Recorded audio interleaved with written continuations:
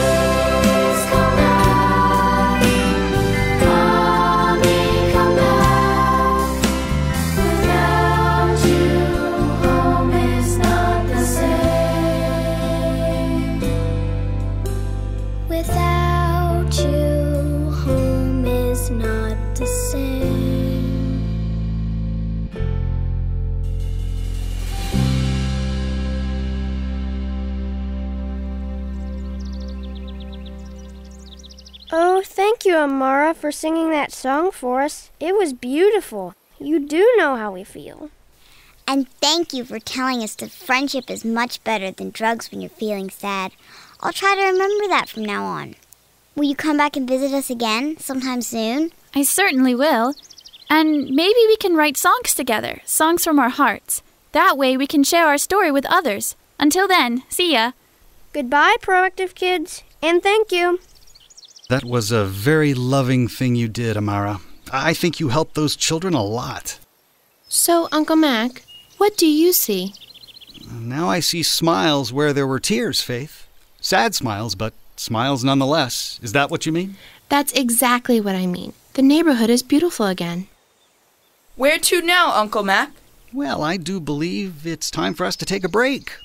How about a stop at Miller's fruit juice stand over by the park? My treat. I don't know about you guys, but I am in the mood for some mango punch. Yay!